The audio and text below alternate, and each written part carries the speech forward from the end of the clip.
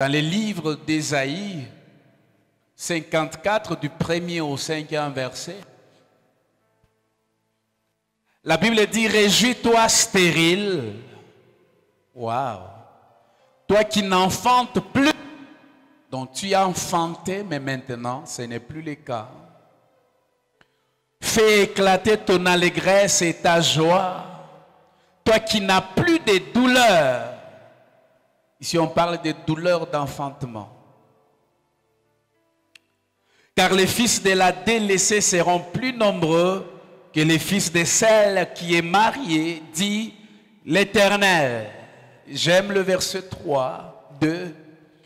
Élargis l'espace de ta tente, qu'on déploie les couvertures de ta demeure, ne retiens pas, allonge tes cordages et affermis tes pieux, car tu te répandras à droite et à gauche.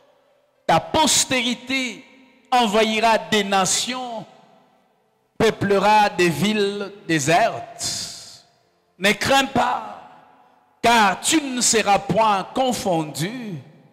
Ne rougis pas, car tu ne seras pas déshonoré. Mais tu oublieras la honte de ta jeunesse et tu ne te souviendras plus de l'opprobre de ton veuvage, car ton Créateur et ton époux, l'Éternel des armées, et son nom, et le sang d'Israël, j'aime, il se nomme Dieu de toute la terre. Est-ce qu'avec les acclamations, on peut acclamer la parole de Dieu, la parole d'introduction? Alléluia. Élargis l'espace de ta tente. Je prie que pendant ces 21 jours, que nous puissions nous élargir, que nous puissions nous étendre. Et je voudrais bénir le Seigneur pour ces deux messages. Ces deux messages sont des messages prophétiques pour l'Église Faveur de Dieu. Pour chacun de nous, nous sommes en train de parler de Joseph, portrait parfait de la faveur de Dieu.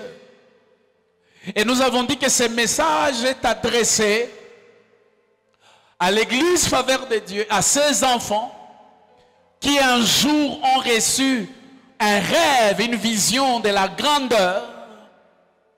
Et nous avions vu qu'au travers de ces messages de Joseph, Dieu va nous montrer des étapes.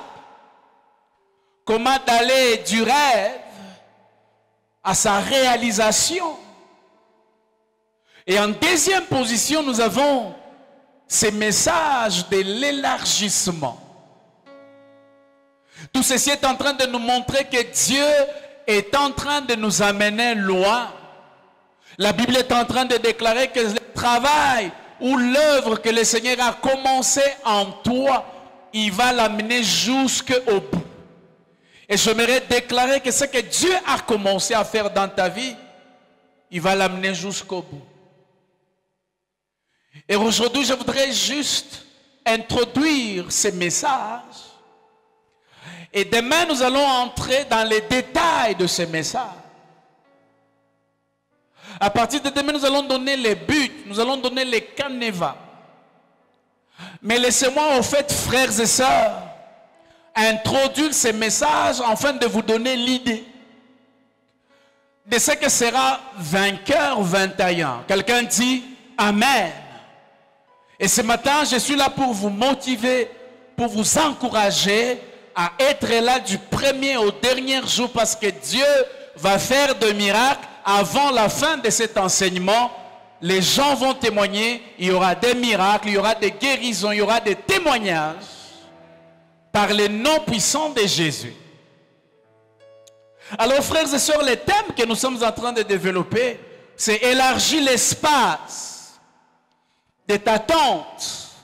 Avant d'aller plus loin, frères et sœurs, je voudrais m'arrêter d'abord ce matin un tout petit peu dans ce début de ce message sur les contextes de ces passages que nous avons, que nous sommes en train d'exploiter sur élargir l'espace de ta tente. C'est dans quel contexte Dieu est en train de parler par rapport à Israël, son peuple, par rapport à son fils qui est Israël. Les contextes, frères et sœurs, montrent, ici alors que nous venons de lire, montrent Jérusalem comme une femme triste par le fait de ne pas avoir des enfants, c'est-à-dire la stérilité. Et ce qui se trouve même que Israël est destiné à avoir une grande famille. Mais dans les contextes où nous sommes en train de voir, on se rend compte que le pays tout entier est resté vide. Vide de ses habitants. Parce que déportés, exilés, on les a déracinés de là où ils étaient.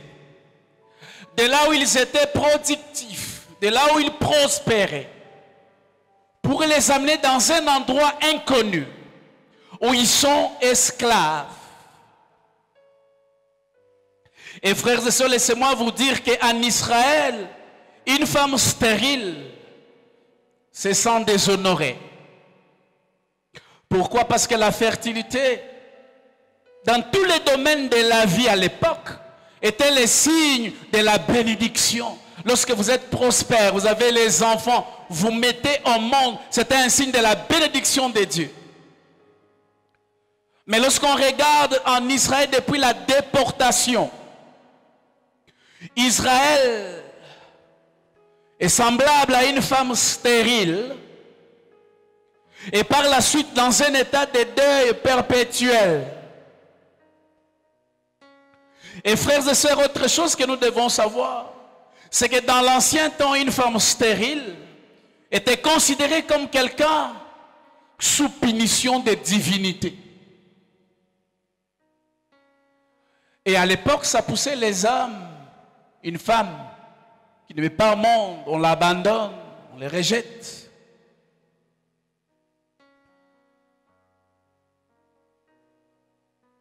Et quant à ce qui concerne Israël, on est en train de nous montrer ce que Israël a connu. L'humiliation, l'écrasement, la destruction. Mais cependant, vous allez vous rendre compte au-delà de ce que Israël a connu. Il y a la promesse d'expansion. Il y a la promesse d'élargissement. On voit un peuple qui a été écrasé, humilié, détruit, qui était productif avant, mais il ne produit rien. Mes frères et sœurs, qu'est-ce que cette image veut nous dire? Alors que demain, nous allons entrer en plein pied. Et j'aime lorsqu'on est en train de dire à Israël, élargis l'espace de ta tente. On est dans un cadre familial. On est dans un endroit. Et chacun de nous ici vient de quelque part où vous avez connu certaines situations. Vous avez connu la pression de la vie. Vous avez été humilié. Vous avez été écrasé. Nous sommes en train de voir ces choses avec l'histoire de Joseph. Et alors que tu es là le matin en train de m'écouter, m'entendre, je ne sais pas dans quel état tu es.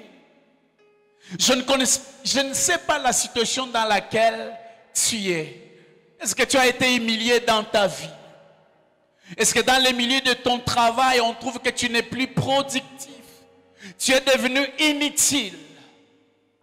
Parce qu'en Israël, on se rendait compte que la femme qui était stérile était inutile. Elle ne jouait pas les rôles pour lesquels on l'a mariée. Et vous êtes là, vous avez vécu un certain nombre de choses dans votre vie, vous étiez dans la joie. Mais pendant un temps, il n'y a plus rien. On vous a fait des promesses, on vous a dit que bientôt les choses vont changer. Vous êtes sur le point de toucher quelque chose et à un certain moment, tout disparaît.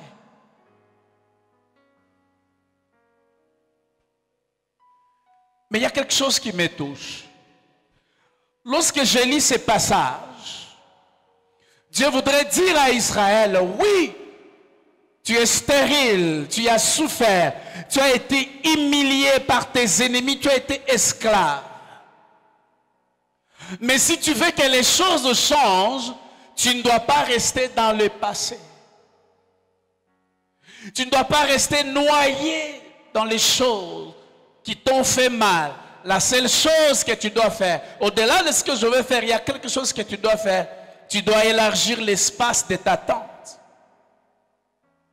Et je prie ce matin que nous puissions commencer déjà à élargir l'espace de notre tente. Que dire de notre pays? Dans quel état le pays, la République démocratique du Congo est?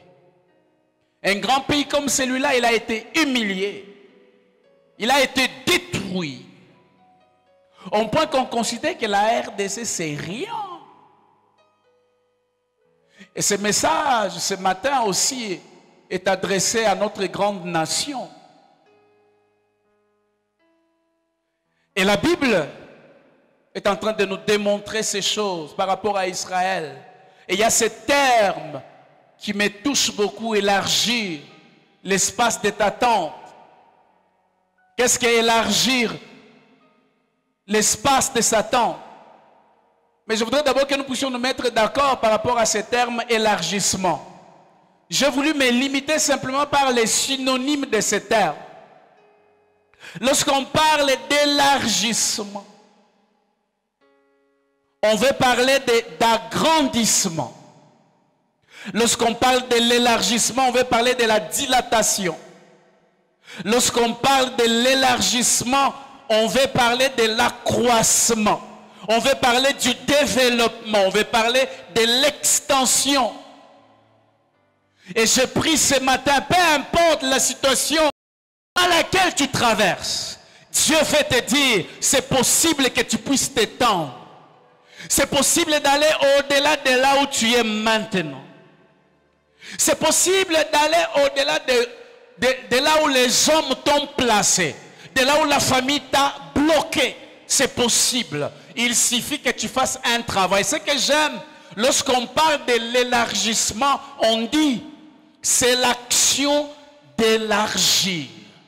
Ça veut dire, s'il faut qu'il y ait élargissement, il y a un travail que moi et toi nous devons faire. L'élargissement ne vient pas de soi-même. Quelqu'un dit Amen.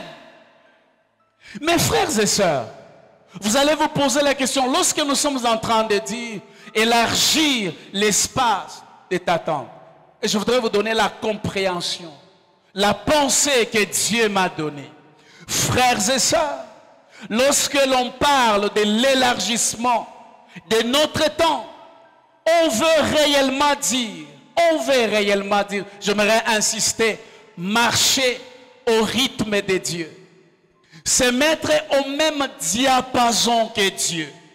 Ou en d'autres termes, vivre selon les standards fixés par Dieu lui-même pour notre vie. Quelqu'un dit Amen. Parce que Dieu observe Israël dans cet état. Et Dieu commence à lui dire, tu dois élargir. En d'autres termes, tu dois arriver au niveau de vie des standards, les niveaux de vie que moi, Dieu, j'ai fixé pour vous. Frères et sœurs, nous sommes enfants de Dieu. Nous avons reçu Jésus comme Seigneur et Sauveur. Mais ma grande déception, c'est que l'Église manque de puissance aujourd'hui à cause de l'incapacité des croyants à se mettre au même diapason que Dieu. Il y a des gens qui ont traversé des moments difficiles, qui ont connu les combats de la vie et ils se sont arrêtés là. Ils se sont dit, nous ne pouvons pas aller au-delà de ça. Tellement ils ont été dans dans les moules des choses qui les ont fait mal et ces choses les ont bloqués. Et je voudrais répéter, lorsqu'on parle de l'élargissement de notre temps, on veut parler de marcher au rythme de Dieu. Se mettre au même diapason que Dieu. Ou vivre selon les standards fixés par Dieu lui-même pour notre vie. Souvenez-vous de ce que Dieu est en train de dire à Jérémie. Il dit, je connais les projets que j'ai formés sur toi, projets de paix et non de malheur, afin de te donner un avenir et de l'espérance. Ça, c'est très important. Qu'est-ce que Dieu est en train de dire à Jérémie? Il dit, ne vis pas un standard bas. Moi, j'ai un projet. En d'autres termes, il veut dire à Jérémie, le projet que je t'annonce, il est généraliste. Mais si tu t'approches auprès de moi, je te donnerai les détails. Afin que tu cesses de vivre ce que tu es en train de vivre. Est-ce que nous sommes ensemble ce matin? On est chrétien, c'est vrai. On a reçu Jésus comme Seigneur et Sauveur. Est-ce que vous vivez au même niveau que la pensée de Dieu?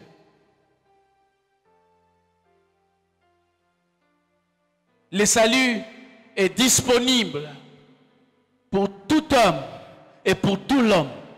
Dieu veut que l'homme qui est sauvé, moi et toi, nous puissions manifester sa gloire sur la terre. Lorsqu'on nous regarde, on peut reconnaître le Dieu que nous servons. Lorsqu'on regarde la RDC, on la voit à la dimension où Dieu l'a placée en Afrique. Est-ce que si vous regardez notre pays, c'est là que vous êtes en train de voir. Et je voudrais que nous puissions lire ces passages, c'est très important. Éphésiens chapitre 3. Dieu voudrait avoir des gens comme ça. Éphésiens chapitre 3, versets 8 à 11, la Bible dit, à moi qui suis le moindre de tous les saints, cette grâce a été accordée d'annoncer aux païens les richesses incompréhensibles de Christ et de mettre en lumière le moyen de faire connaître le mystère caché de toute éternité en Dieu qui a créé toutes choses. Et c'est pourquoi, écoutez-moi, c'est pourquoi les dominations et les autorités dans les lieux célestes connaissent aujourd'hui par l'Église, connaissent aujourd'hui par les chrétiens, nés de nouveau, la sagesse infiniment variée de Dieu, selon les desseins éternels qu'il a mis à exécution par Jésus-Christ notre Seigneur. Est-ce que si Dieu te regarde, est-ce que si Dieu regarde l'église aujourd'hui de la République démocratique du Congo, est-ce que Dieu peut se taper la poitrine? Est-ce que Dieu se retrouve représenté valablement par l'église? Ou par ceux qui s'appellent chrétiens? Est-ce que dans ta famille, dans ton quartier, les gens peuvent venir à l'église parce qu'ils voient une représentation de Dieu dans ta vie? Frères et sœurs, l'homme recréé et participant à la nature divine doit avoir un niveau de vie digne de son Père céleste, c'est-à-dire doit avoir un standard d'une vie élevée, digne du co-héritier de Christ et l'héritier du Créateur de l'univers. Je me suis toujours posé la question, si nous étions des chrétiens conscients de la nation que Dieu nous a donnée et que nous jouons réellement notre rôle, je ne pense pas que Kagame devrait continuer à dire des choses qu'il est en train de proférer sur notre nation. Et je pense qu'à la fin de ce message, nous allons prier. Et frères et sœurs, je suis en train de parler des standards. Je suis en train de parler de la volonté de Dieu pour toi. Et ce matin et tout au long de ces moments de prière, nous allons tourner tout autour de des termes très importants. Nous allons voir l'attente et les standards. Et ce matin, je vais juste toucher ces deux choses. Et je suis convaincu et je suis sûr que chacun de nous va comprendre où nous serons en train de partir. Est-ce que nous pouvons acclamer le Seigneur? Alléluia. Élargis l'espace de ta tente. Et je voudrais dire à quelqu'un que c'est la saison de l'expansion. C'est la saison de l'élargissement. Est-ce que quelqu'un peut dire Amen? Je suis beaucoup intéressé par ces termes. Lorsque Dieu est en train de dire élargis l'espace de ta tente.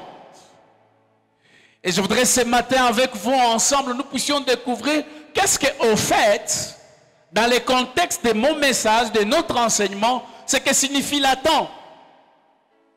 Frères et sœurs, il y a l'attente, il y a les standards dont je viens de parler. Premièrement, je voudrais que nous puissions voir qu'est-ce que l'attente dans cette compréhension. Frères et sœurs, les termes tente renvoient d'une manière ou d'une autre à un lieu d'habitation aménagé pour protéger l'homme contre les pressions écologiques nocives. On se protège contre les intempéries. On se protège contre les vents violents. On se protège contre la pluie.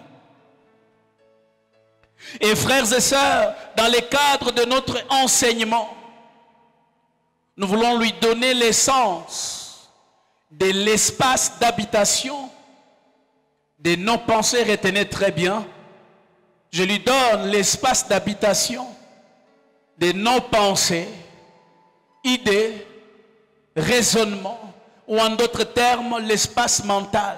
C'est là qu'il y a un problème, je voudrais répéter.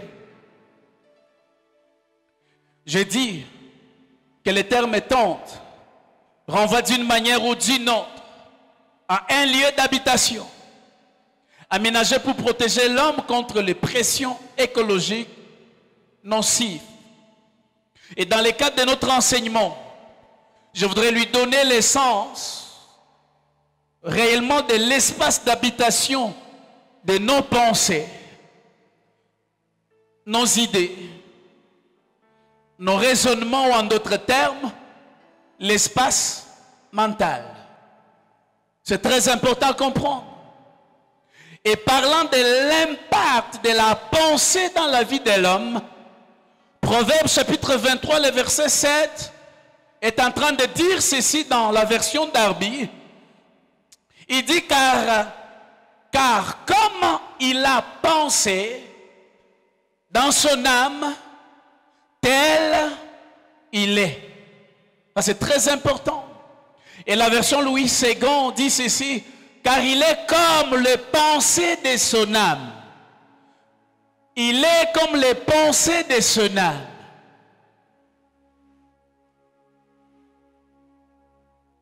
En d'autres termes, la Bible nous fait comprendre que nous sommes ce que nous pensons, ou les résultats de nos pensées.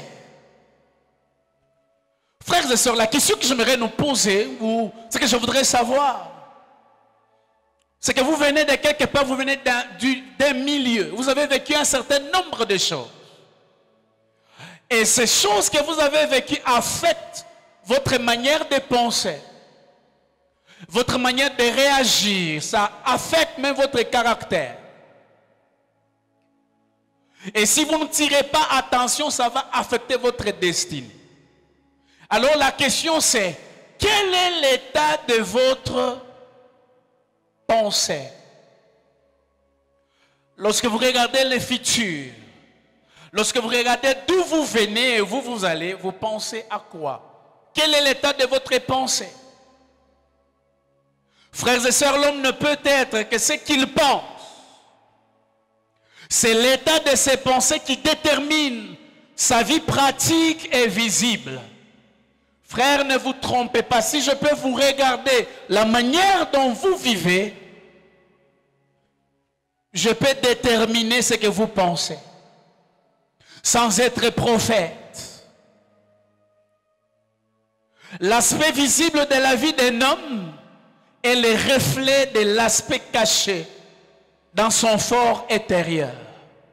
Dieu voulait dire à Israël, vous avez connu des choses qui vous ont marqué, mais ne restez pas là-bas.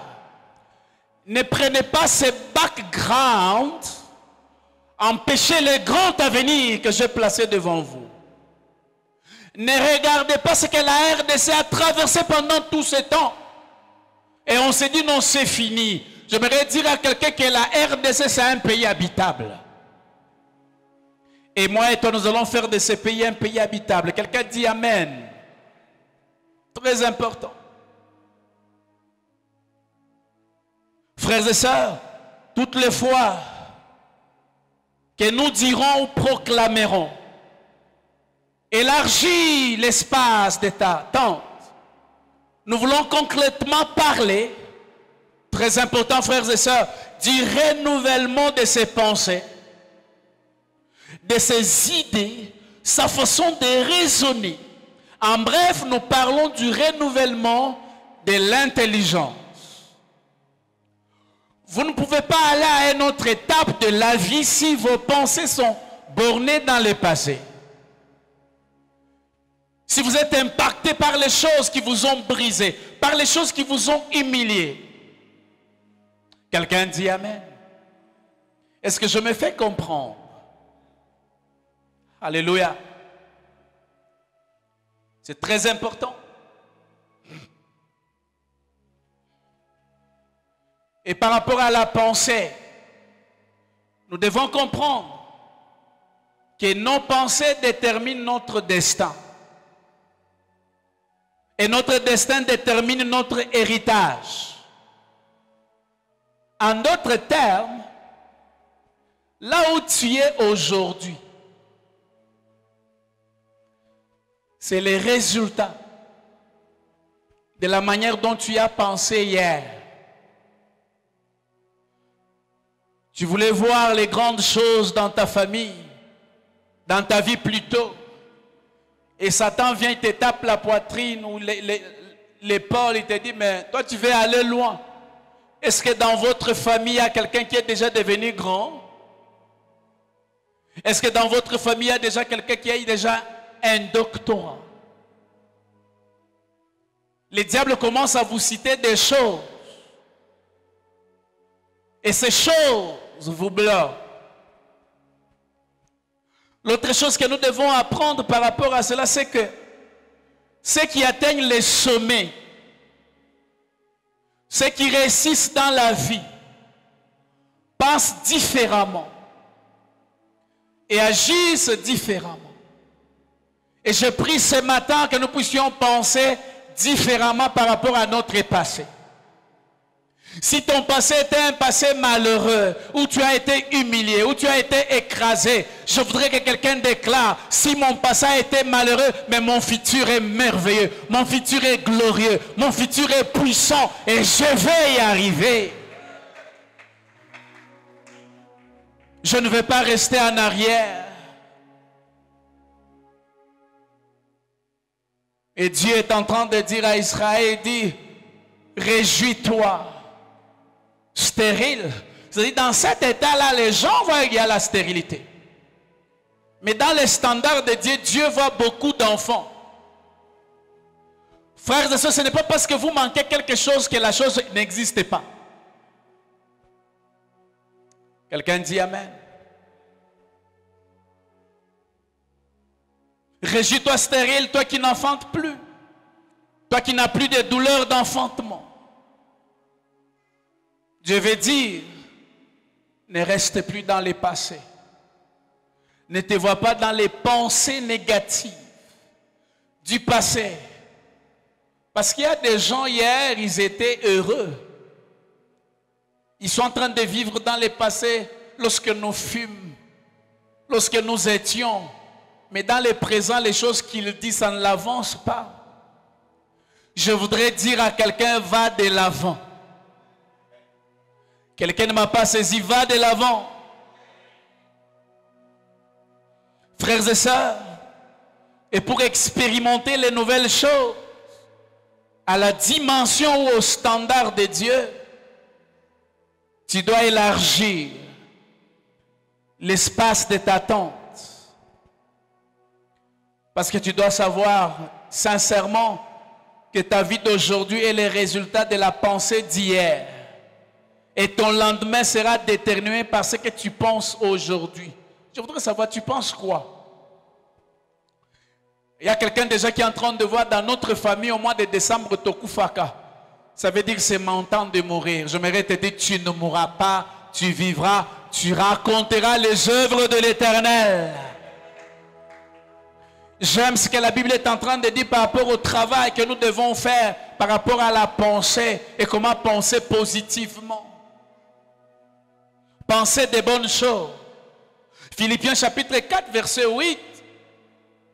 La Bible est en train de dire au reste frères, ça j'aime, que tout ce qui est vrai, avant d'aller plus loin, qu'est-ce qui est vrai pour toi? Tout ce qui est vrai, tout ce qui est honorable, tout ce qui est juste, tout ce qui est juste, frère, c'est ce que Dieu veut pour toi. Tout ce qui est juste, tout ce qui est pur, tout ce qui est aimable, tout ce qui mérite l'approbation, ce qui est vertueux et digne de louange, soit l'objet de vos pensées. Frère, pense grand. Pense la gloire de Dieu. Vois-toi une grande femme d'affaires. Frère, dans le domaine de la foi, il n'y a pas de limite. La seule limite, c'est toi. Lorsque Dieu voulait élargir la foi d'Abraham, il a fait sortir de ces 4 coins où il était coincé, où ses yeux étaient fixés sur qui? Éléazar? Qui devrait hériter? C'était qui? Et Eliezer de Damas. Il dit, Seigneur, lui va hériter. Dieu dit, non, non, non. Tu réfléchis petit. J'aimerais rendre ta foi élastique. J'aimerais rendre fructueux tes pensées. Il les fait sortir dans les 4 coins de sa maison pour que sa vision s'élargisse. Dieu voulait amener Abraham à voir les standards que Dieu avait fixés pour lui. Il les fait sortir, il dit, Abraham, regarde. Regarde les étoiles. Si tu peux les compter, alors ta postérité peut être comptée. Quelle est ta vision? Quel est le standard de vie que tu veux mener? Une vie de médiocrité? Une vie de quelqu'un qui a l'impression d'être venu accompagner les autres? Je voudrais que quelqu'un dise non, je ne suis pas venu accompagner les autres. Je ne t'entends pas. Dis non, je ne suis pas venu accompagner les autres. Frère, nous ne sommes pas venus accompagner les autres. La Bible dit, nous ne sommes pas de ceux qui se retirent pour se perdre, mais de ceux qui ont la foi pour sauver leur âme. J'aimerais encourager quelqu'un de marcher, d'aller de l'avant, peu importe les obstacles que Satan a placés. Et lorsque tu vas aller, tu iras de gloire en gloire, de puissance en puissance, de conquête en conquête, et rien ne va t'empêcher parce que la vision de Dieu pour toi est grande. Ne te laisse pas décourager par les temps et les circonstances. D'ailleurs, moi j'aime notre Dieu, c'est un metteur en scène. Il sait utiliser les temps et les circonstances pour promouvoir et distinguer ses enfants. Et je prie ce matin que Dieu utilise les temps et les circonstances afin de te positionner, afin de te prendre de la foule et de t'exposer. Est-ce que quelqu'un peut acclamer le roi des rois? Alléluia. Et nous avons un grand travail à faire par rapport à notre pensée, à notre mental. Nous devons changer. Et le deuxième terme que j'ai parlé, c'est le terme standard. Frères et sœurs, différents dictionnaires s'accordent pour dire que les termes ou les mots standards, n'étant qu'un adjectif, désigne ce qui est conforme à une norme de fabrication, à un modèle, à un type. Et en tant que substantif, il renvoie à une règle fixée à l'intérieur d'une entreprise ou une organisation pour caractériser un produit, une méthode de travail, une quantité à produire. Ça signifie aussi un niveau de vie. Ainsi, frères et sœurs, tous les deux sens renvoient à un niveau, à un plafond, qui est, dans les cas d'espèces, la pensée, la vision, ou la parole de Dieu, ou même la volonté de Dieu. Qui a saisi? Vous allez comprendre, je vais reprendre. Je disais, parce que si tu ne comprends pas, ça ce sera difficile. Nous sommes en train de voir les termes standards. Et je dis que les différents dictionnaires s'accordent pour dire que les termes ou mots standards, n'étant qu'un adjectif, désigne ce qui est conforme à une norme de fabrication. Lorsqu'on fabrique quelque chose, il y a une norme qu'on doit suivre. Une norme de fabrication à un modèle. Il y a un modèle que nous devons reproduire. On ne doit pas aller au-delà de ces modèles que nous avons. Lorsque vous avez l'iPhone, on vous dit l'iPhone Max et l'iPhone Max Pro. Il y a des modèles différents.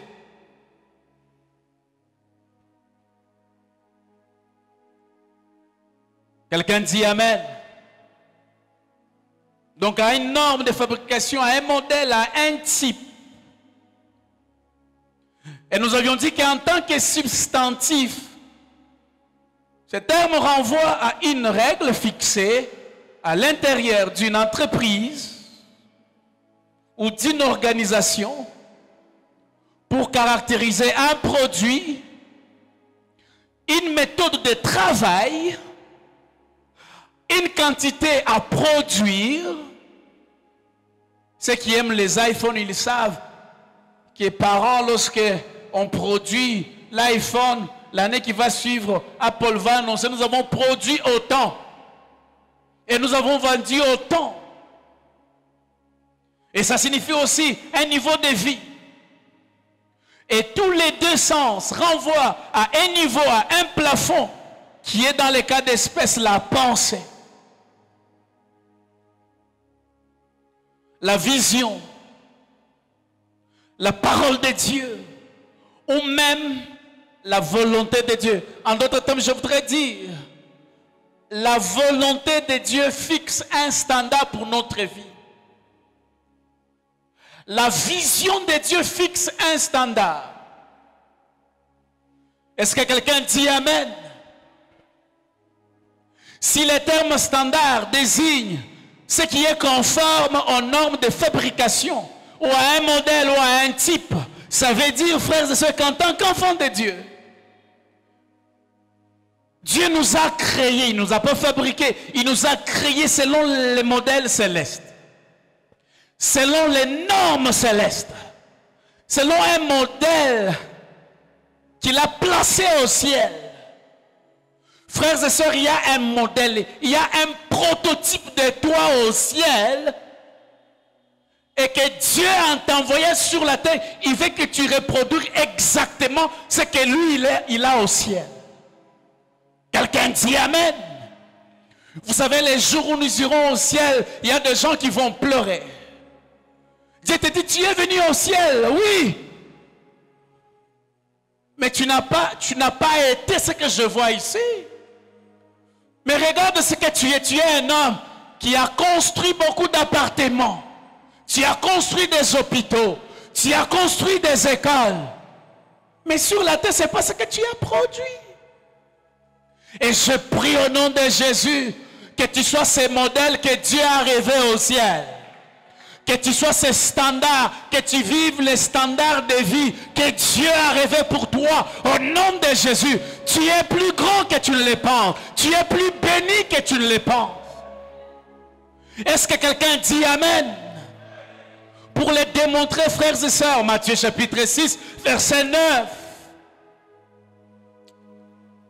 Alors que les disciples demandent comment ils doivent prier, Jésus leur dit, voici comment vous devez prier. Notre Père qui est aux cieux. Nous avons un Père qui est aux cieux, qui nous connaît, qui est notre source. Il dit que ton nom soit sanctifié, que ton règne vienne. Écoutez ce que la Bible dit. Que ta volonté soit faite sur la terre comme au ciel. Que ta volonté soit faite sur la terre comme au ciel. Au ciel, il y a une volonté de Dieu pour toi. Que Dieu veut que tu puisses reproduire exactement sur la terre. Et Dieu dit ne sois pas bloqué par les moments difficiles, par tout ce que tu as connu, l'humiliation, l'écrasement. Il y a une volonté. C'est ainsi que Dieu dit à Jérémie, je connais les projets. En d'autres termes, il veut dire à Jérémie, je connais la volonté que j'ai formée sur toi. Je prie que pendant ce temps, que tu vives la volonté de Dieu qui est au ciel, sur la terre. Que tu ailles de gloire en gloire. Que tu puisses t'étendre. Dieu veut que tu ailles au-delà de la vie que tu es en train d'expérimenter aujourd'hui. Si tu as vécu la maladie, tu vas vivre la santé divine. Si tu as vécu la pauvreté, la Bible déclare, des riches qu'il était, il s'est fait pauvre enfin de m'enrichir. Je déclare que tu ne seras plus jamais pauvre. Il y a un standard que Dieu a placé pour toi. Est-ce qu'on peut acclamer le roi des rois? Frères et sœurs, nous devons refléter ce que nous sommes au ciel, sur la terre. Au ciel, il y a un prototype de nous. Il y a un standard, il y a un modèle. Et j'aime ce que la Bible est en train de dire dans 1 Jean chapitre 4 verset 17 dans sa partie B. C'est l'apôtre Jean qui dit, tel il est, tel nous sommes dans ses mains. Il veut dire que Dieu nous a rendus capables de produire la même vie que Christ a produit sur la terre. Et Genèse 1er 26 est puissant. La Bible dit, puis Dieu dit, faisons l'homme. Regarde les standards. Regarde les modèles. Regarde les prototypes. Regarde les caractéristiques. Puis Dieu dit, faisons l'homme. Dis à ton voisin, Dieu a dit, faisons l'homme. À notre image. En d'autres termes, à notre modèle. À notre style de vie. À notre standard. Il dit selon notre ressemblance. J'aime qu'il domine. Frère, tu es destiné à dominer. Tu es destiné à régner dans ton domaine. À dominer sur les oiseaux du ciel, sur le bétail, sur toute la terre et sur tous les reptiles qui rampent sur la terre. Est-ce qu'on peut se lever à acclamer le roi des rois? Tes acclamations m'inquiètent. Tes acclamations m'inquiètent. Ce ne sont pas les acclamations de celui qui a appelé à élargir l'espace de Satan, à élargir sa foi. Le ciel veut entendre les hommes et les femmes qui sont dans un processus de l'élargissement, de l'accroissement, J'aimerais déclarer dans ta vie que tu vas vivre selon les standards de Dieu. Les standards que Dieu a établis pour toi. Aucun homme, aucune femme, aucune puissance ne va pas dérober ce que Dieu a décidé pour toi au ciel. Il y a un standard. Il y a un standard. Ce que nous devons faire, c'est de changer notre mentalité, d'abandonner ce qui nous a fait mal. Écoute mon frère et soeur, mon frère et ma soeur. Nous allons continuer à prier à partir de demain et c'est très important. Alors que je priais, Dieu m'a montré des hommes et des femmes à la faveur de Dieu en train de s'étendre, en train d'aller là où ils n'ont jamais songé à aller. J'ai vu des grands hommes d'affaires. J'ai vu des hommes et des femmes que Dieu a placés dans le monde politique. J'ai vu des magistrats à la faveur de Dieu. Et Dieu veut nous dire, je vais vous étendre. Oh, je suis en train de rêver ces grands et merveilleux temples de faveur de Dieu. Ces beaux et merveilleux temples. Ça sera un bijou, ça sera glorieux. Dieu en donnant ce message à son église, il veut dire, faveur de Dieu, je vais vous amener loin. Je vais vous amener là où vous n'avez jamais songé. Je vais vous amener là où les hommes ne peuvent vous amener. Et toi, tu vas t'étendre. Tu vas t'accroître. Tu vas te multiplier. La stérilité va s'arrêter dans ta vie. Parce que le Dieu des cieux est vivant. Mais regarde l'après que nous allons faire. Toutes ces choses que je dis, c'est possible. Toutes ces choses, c'est faisable. Dieu est en train de dire, j'agirai, qui s'y opposera? Mais je mets un mais.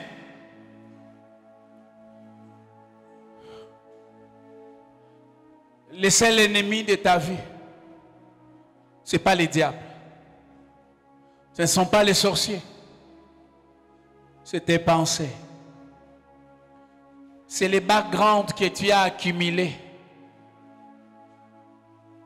Tu as tellement entendu, on t'a dit tu ne peux pas arriver à ce niveau. Non, vu les choses que tu as connues dans ta vie, les avortements, non, non, non. Tu ne peux pas te marier. C'est difficile que tu puisses concevoir.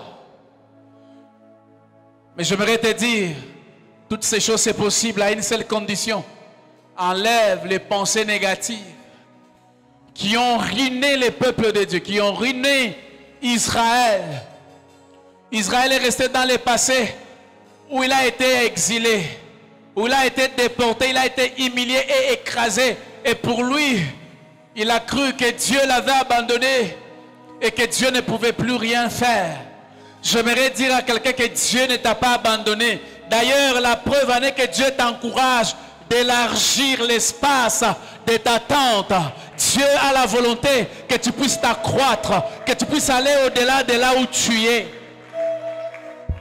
Alors qu'Israël est en train d'aller dans la terre promise, Josué leur dit, et Moïse leur dit, vous avez assez demeuré sur cette montagne.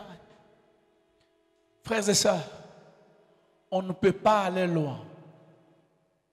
On ne peut pas élargir l'espace de sa tente si on ne prend pas conscience que là où on est, ce n'est plus bien. Que là où on est, ça ne nous mérite plus. Jusqu'à ce que tu te rendes compte que la vie que je mène, ce n'est pas ça. Alors tu es candidat à l'élargissement. Je voudrais que nous puissions élever nos voix. Nous allons d'abord détruire toutes les pensées négatives. Les pensées qui nous ont écrasés, qui nous ont placés à un lieu où on n'évolue pas. Les pensées de la médiocrité, de la petitesse. On se dit non, on ne peut pas. Alors que Dieu est en train de voir que tu es une grande femme, tu es un grand homme. Alors que Dieu est en train de voir que tu as ces capacités en lui. Alors que Dieu t'a donné ce pouvoir de domination. Je voudrais que tu prennes autorité, que tu détruises les pensées négatives, les pensées de médiocrité. Je voudrais sentir quelqu'un qui est en colère. Oh, azo beta maboko, azo détruire nyonso ya petitesse. Oh, nyonso ezo bloqué yo. Oh, nyonso ezo bloqué yo, ezo rendre yo sur place. Mana robo shekeri araba. Mana robo shekeri araba. Yora baba baba baba baba. Yora baba baba baba baba sheke. Nous avons été créés selon les modèles célestes.